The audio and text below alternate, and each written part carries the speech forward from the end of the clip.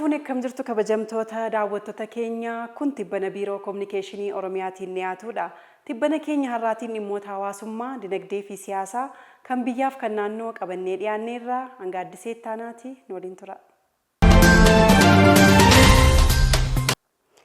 Ministeerri muummee Dr. Abiy Ahmed pirezidaantii Faransaay Emmanuel Macron waliin dhimmoota waloo fi hariiroo biyyoota lamaanii irratti xiyyeeffachuun mari'ataniiru.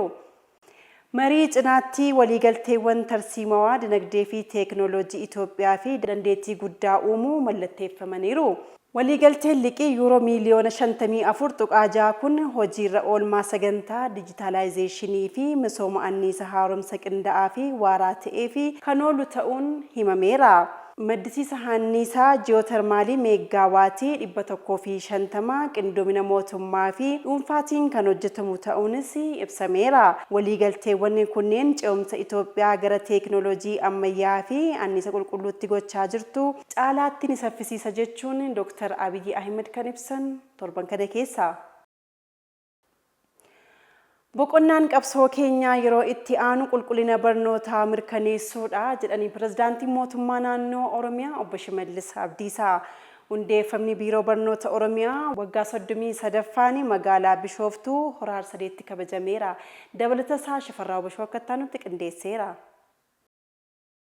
Hundeeffamni biiroo barnoota Oromiyaa waggaa 33ffaa magaalaa Bishooftuu galma Harsadeetti kabajameera. Pirezidaantiin mootummaa naannoo Oromiyaa obbo Shimallis Abdiisaa sirna kabaja hundeeffama waggaa 33ffaa biiroo barnoota Oromiyaa irratti argamuun ergaa dabarsaniin biiroolee mootummaan naannichaa hundeesse keessaa barnoonni firoota keenya mataa ol qabachiisuun diina kan rifachiisedha jedhan. Imalli biiroo barnoota Oromiyaa waggaa 33 darbanii karoora diinaa caccabsuun injifannoo Oromoo ol kaaseeras jedhan. Seenaan barsiisota Oromiyaa hojii naannoo keenyatti hojjetame hunda duuba jira kan jedhan obbo Shimallis barsiisota naannichaa aarsaa kaffaluun dhaloota har'aa kana oomishan galateeffataniiru. Barnoonni keenya boqonnaa murteessaa irra jiraachuu eeranii boqonnaan qabsoo keenya yeroo itti aanu qulqullina barnootaa mirkaneessuudha jedhan. Mootummaan naannoo Oromiyaa qulqullina barnootaa mirkaneessuun dhaloota beekumsaa fi teeknooloojiin gahoome oomishuuf gahumsa barsiisaa cimsuu, hirmaannaa hawaasni keenya barnoota keessatti qabu guddisuu fi daa'imman barnoota irratti xiyyeeffachuun barachuu akka qaban irratti fuulleffatee hojjechaa jiraachuus dubbataniiru. Egeree saba keenyaa murteessuuf har'a cimnee barnoota irratti hojjechuu qabnas jedhaniiru. Hoogganaan biiroo barnoota Oromiyaa Dr. Tolaa Barisoo gama isaaniin guyyaan kun injifannoo uummanni keenya waggoota 33 darban keessatti damee barnootaan galmeesse yaadachuun injifannoo itti aanuuf uummata keenya qopheessuu kaayyeffatee kan qophaa'e ta'uu ibsaniiru. Waggoottan 33 darbanitti carraan barnootaa bal'achuun Oromiyaatti lakkoofsi barattootaa yeroon dabaluun yeroo ammaa barattoonni miiliyoona 12.4 ol dirree barnootaa irra jiraachuu kan dubbatan torban kana keessa.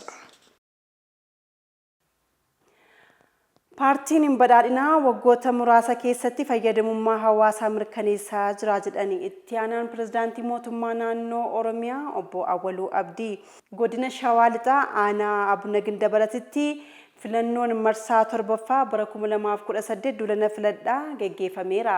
Dabalatasaa Bushuraa Alii akka taanutti qindeesseera.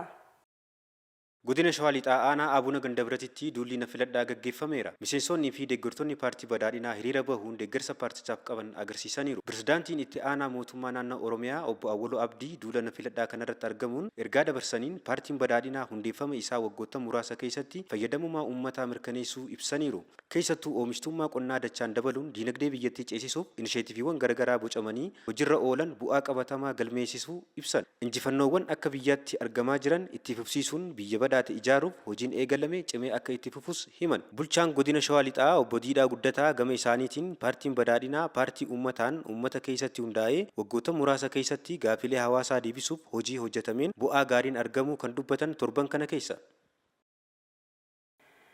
Tajaajilli wiirtuu tokko maraammartoo hojimaata badaa waggootaaf ture furuun kutannoo mootummaan hawaasa tajaajiluuf qabu kan agarsiisudha jedhanii itti gaafatamaan damee siyaasa waajjira paartii badhaadhinaa damee Oromiyaa obbo Namarraa Bulii.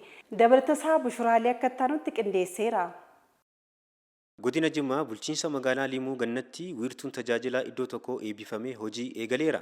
Sirna eebbaa kanarratti itti gaafatamaan damee siyaasaa waajjira paartii badhaadhinaa Oromiyaa obbo Namarraa Bulii fi gaggeessitoonni olaanoo naannoo Oromiyaa fi godina argamaniiru. Itti gaafatamaan damee siyaasaa waajjira paartii badhaadhinaa damee Oromiyaa obbo Namarraa Bulii akka dubbatanitti mootummaan naannoo Oromiyaa tajaajila ammayyaa fi dijitaala ta'e babal'isuun itti quufinsa uummataa mirkaneessuuf xiyyeeffannoodhaan hojjetaa jira jedhan. Wiirtuun kun seektaroota 10 tajaajila 86 kennuu iddoo tokkotti fiduun tajaajila kennuu eegaleera. Bulchaan godina Jimmaa obbo Tijaanii Naasir gama isaaniitiin wiirtuun kenne tajaajila iddoo tokko bulchiinsa magaalaa Jimmaa Gannaatti eebbifamee rakkoo kenne tajaajila hawaasaaf furmaata waaraa kan kennuudha jechuun kan ibsan torban kana keessa. Egaan kabajamtoota daawwattoota keenya tibbana keenya har'aa biiroo kominikeeshinii Oromiyaatiin qabannee dhiyaanne kanarratti xumurreerra. Odeeffannoo dabalataa argachuuf yuutuubii, feesbuukii, teelegiraamii, tiiktookii kallacha Oromiyaa laayik, sheer, kooment, sabskiraayib gochuun hordofaa isiniin jecha torban tibbana kan biroo qabannee hanga walitti deebinutti nagaan nuuf tura.